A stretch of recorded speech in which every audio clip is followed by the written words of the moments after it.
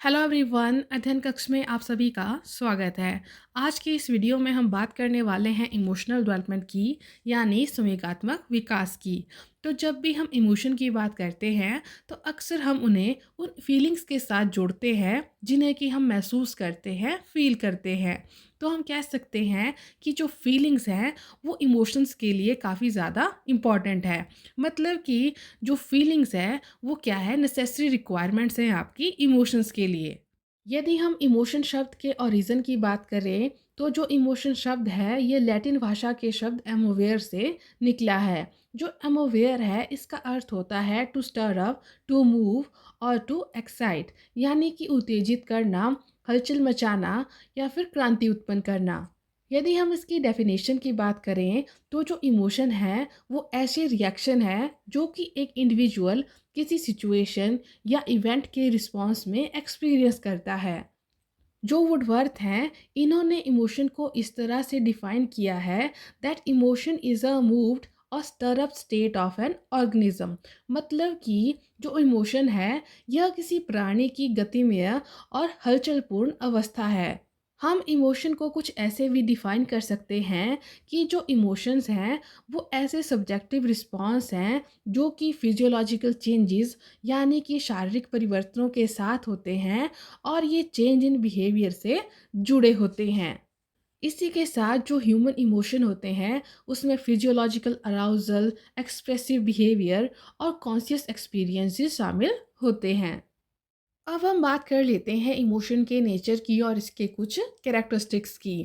तो जो इमोशन है वो सिर्फ एक मेंटल प्रोसेस नहीं बल्कि इसमें इंडिविजुअल की पूरी बॉडी इन्वॉल्व होती है। जो इमोशंस होते हैं वो सब्जेक्टिव होते हैं, मतलब कि वो पर्सन टू पर्सन वेरी करते हैं, मतलब कि वो पर्सन पर डिपेंड करते हैं। अब कुछ इमोशन होते हैं उनके जो फेशियल एक्सप्रेशंस होते हैं वो यूनिवर्सल होते हैं। मतलब कि जो इमोशंस हैं वो कैसे हैं, यूनिवर्सल हैं। फॉर एग्ज़ाम्पल आपका जो हैप्पी या फिर सैड का या फिर एंगर का जो फेशियल एक्सप्रेशन है उसको हम यहाँ पर भी ऐसे ही इंटरप्रेट करते हैं और किसी और जगह भी उसको ऐसे ही इंटरप्रेट किया जाता है। तो जो इमोशन है वो कैसे होते हैं, वो यूनिवर्सल होते हैं। इसी के साथ जो इमोशन है, इमोशन किसी भी ऑर्गेनिज्म में फिजियोलॉजिकल और साइकोलॉजिकल चेंजेस को लाते हैं। अभी तक हमने जो कहा यदि हम उसे सम अप करें तो हम कह सकते हैं कि जो इमोशन है वो कॉन्शियसनेस का वो फीलिंग एस्पेक्ट है जिसमें कि फिजियोलॉजिकल अराउजल, एक्सप्रेसिव बिहेवियर और जो भावनाओं का आंतरिक जागरूकता है वो इसमें शामिल है। नेक्स्ट अब हम बात कर लेते हैं इमोशंस के टाइप्स की। तो जो इमोशन होते हैं वो दो तरह के होते हैं, पॉजिटिव इमोशंस और नेगेटिव इमोशंस। पहले हम बात कर लेते हैं पॉजिटिव इमोशंस की। तो जो पॉजिटिव इमोशन होते हैं वो प्लीजेंट इमोशनल एक्सपीरियंस होते हैं।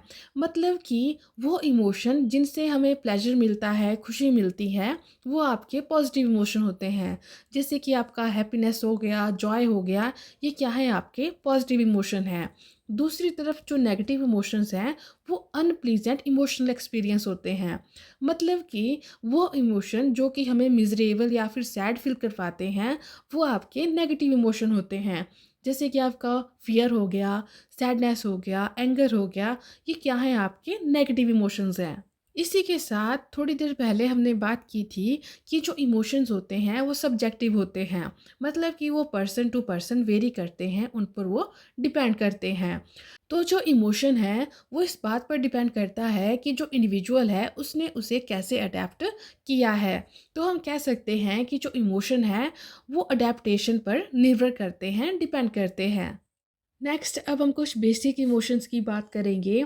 तो जो फियर है, एंगर है, जेलस है, क्यूरियोसिटी है, जॉय है, प्लेजर है, ये क्या है, कुछ बेसिक इमोशंस हैं। मतलब कि किसी भी इंडिविजुअल के ये क्या है, कुछ बेसिक इमोशंस हैं। इसी के साथ जो जेबी वॉटसन है इन्होंने तीन तरह के इमोशन की बात की है जो कि बर्थ से प्रेजेंट होते हैं, एग्जिस्ट करते हैं। ये तीन इमोशन है, फियर, लव और एंगर। अब ये जो जेबी वॉटसन ने थ्री तरह के इमोशन दिए हैं, इन तीनों को आप लर्न कर लीजिए क्योंकि एग्ज़ाम में यहाँ से क्वेश्चन पूछा जाता है। नेक्स्ट अब हम बात करने वाले हैं थ्योरीज ऑफ इमोशनल डेवलपमेंट पर। तो जो हमारी फर्स्ट थ्योरी है वो है James and Lange theory of emotional development. ये जो थ्योरी है इसे विलियम जेम्स और कार्ल लांग के द्वारा दिया गया है। According to this theory, emotion occur as a result of physiological reaction to event. मतलब कि पहले फिजियोलॉजिकल अराउजल होगा और उसके बाद इमोशन देखने को मिलेंगे। साधारण शब्दों में कहें तो पहले बॉडी में फिजिकल चेंजेस आते हैं और फिर हम इमोशन को एक्सप्रेस करते हैं। मतलब कि जो इमोशन है वो रिजल्ट है बॉडी में हो रहे फिजियोलॉजिकल चेंजेस का। इस थ्योरी के अनुसार जब भी हम किसी इमोशन प्रोवोकिंग स्टिमुलस के सामने होते हैं तो बॉडी में कुछ शारीरिक परिवर्तन यानी कि कुछ फिजियोलॉजिकल चेंजेस आते हैं और उसके रिजल्ट से हमें इमोशन देखने को मिलते हैं। फॉर एग्ज़ाम्पल, आपने सांप देख लिया तो सांप को देखकर आपकी हार्ट बीट तेज़ हो गई, मुंह सूखने लगा, तो आपको पता लगा कि आप काफ़ी डरे हुए हैं। तो यहाँ पर जो आपने सांप को देखा, ये क्या था? ये स्टिमुलस था जिसकी वजह से आपकी बॉडी में कुछ शारीरिक परिवर्तन हुए, कुछ फिजियोलॉजिकल चेंजेस आए। तो इस एग्जाम्पल में जो हार्ट बीट बढ़ना है, गला सूखना है, ये क्या है? कुछ फिजियोलॉजिकल चेंजेस हैं जिसकी वजह से आपको पता लगा कि आप डरे हुए हैं। और यहाँ पे जो डर है ये क्या है? आपका इमोशनल रिस्पॉन्स है। तो इस चीज़ को हम ऐसे कह सकते हैं कि हम डरे हैं क्योंकि हमारी हार्ट बीट तेज़ हो गई है और हमारा गला सूख गया है। तो यहाँ पर क्या होगा? यहाँ पर क्या होगा? बॉडी में कुछ फिजियोलॉजिकल चेंजेस आएंगे और उसकी वजह से हमें इमोशनल रिस्पॉन्स देखने को मिलेगा। यदि हम इसे एक और एग्जांपल के थ्रू समझें तो मान लीजिए कि आप वॉक पर गए हुए थे और अचानक सामने से एक कुत्ता बहुत जल्दी भाग के आपकी तरफ आ रहा है और आप पर वो भौंक रहा है। ठीक है, तो जब आपने उसको देखा तो क्या हुआ? आपकी टांगें कांपने लग गई। ठीक है, तो जब आपकी टांगें कांपने लग गई तो आपको पता लग गया कि आप डरे हुए हैं। तो यहाँ पर जो कुत्ता जो भौंक कर आपकी ओर आ रहा था, तो वो क्या है? आपका इमोशन प्रोवोकिंग स्टिमुलस है। ठीक है, और जो आपकी बॉडी में फिजिकल चेंजेस हुए, मतलब कि आपकी टांगें कांप रही थी, वो क्या है? उसकी वजह से आपको पता लगा कि आप डरे हुए हैं। तो यहाँ पर जो टांगों का कांपना है वो क्या है? फिजियोलॉजिकल रिएक्शंस है, फिजियोलॉजिकल चेंजेस हैं। और जो आपका डर है वो क्या है? इमोशन है, इमोशनल रिस्पॉन्स है। तो आपको याद रखना है कि इस थ्योरी के अनुसार हमेशा पहले फिजियोलॉजिकल चेंजेस आएंगे और उसके बाद आपको इमोशनल रिस्पॉन्स मिलेगा। नेक्स्ट अब हम बात कर लेते हैं Cannon and Bard theory of emotional development की। तो ये जो थ्योरी है इसे वाल्टर कैनन और फिलिप बार्ट के द्वारा दिया गया है।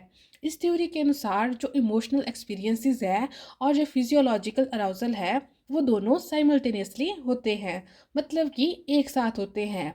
लेकिन ये जो दोनों चीज़ें हैं, यानी जो इमोशनल एक्सपीरियंसेस हैं और जो फिजियोलॉजिकल एक्सपीरियंसेस हैं, ये दोनों इंडिपेंडेंट हैं एक दूसरे के, मतलब कि ये एक दूसरे पर डिपेंडेंट नहीं करती हैं।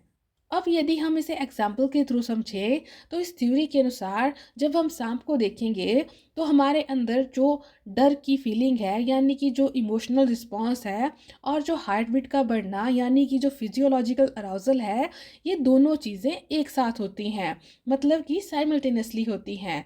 इसी के साथ ये दोनों चीज़ें एक दूसरे से इंडिपेंडेंट होती है, मतलब कि जो आपका फिजियोलॉजिकल अराउजल है, यानी कि जो फिजियोलॉजिकल रिएक्शन है, वो आपका इमोशनल रिस्पॉन्स पर डिपेंडेंट नहीं है। सिमिलरली जो आपका इमोशनल रिस्पॉन्स है वो आपका फिजियोलॉजिकल अराउजल पर डिपेंडेंट नहीं होगा। तो इस थ्योरी के अनुसार जब भी आप इमोशन प्रोवोकिंग स्टिमुलस के सामने होंगे तो जो इमोशनल रिस्पॉन्स होगा और जो फिजियोलॉजिकल अराउजल होगा वो दोनों एक साथ होंगे। ठीक है, नेक्स्ट अब हम बात करने वाले हैं Schachter and Singer theory of emotional development की। तो ये जो थ्योरी है इसे स्टैनले सास्टर और जेरोम सिंगर के द्वारा दिया गया है। ये जो थ्योरी है इसमें हम बात करते हैं इंटरप्रिटेशन ऑफ इमोशन की, यानी कि किस तरह से हम इमोशन को इंटरप्रेट करते हैं और उनकी लेवलिंग करते हैं। तो जो इमोशन है वो रिजल्ट होते हैं कोग्निटिव अप्रेजल का। ठीक है। फॉर एग्ज़ाम्पल अगर आपने मॉर्निंग में बहुत ज़्यादा एक्सरसाइज़ की होगी, तो क्या होगा उस वज़ह से आपकी साँस फूलने लगेगी या फिर आपकी हार्ट बीट तेज़ हो जाएगी, ठीक है? तो यहाँ पर आप ये इंटरप्रेट करोगे कि आपकी हार्ट बीट तेज़ क्यों हुई है, आपकी साँस क्यों फूली है, ठीक है? मतलब कि क्या आप डरे हुए हो तब ऐसा हुआ है या फिर आपने ज़्यादा एक्सरसाइज़ किया है तब वो चीज़ हो रही है। तो यहाँ पर हम हमेशा बात करते हैं इंटरप्रिटेशन ऑफ इमोशंस की, कि हम उन्हें कैसे इंटरप्रेट करेंगे और हम उन्हें कैसे लेवल करेंगे। मतलब कि इसमें हम बात करते हैं कोग्निटिव अप्रेजल की। तो आई होप कि आपको इमोशनल डेवलपमेंट और इसकी जो थ्योरीज हैं वो समझ आ गई होंगी। यदि आपको कुछ डाउट है तो आप कमेंट करके पूछ सकते हो। Thank you.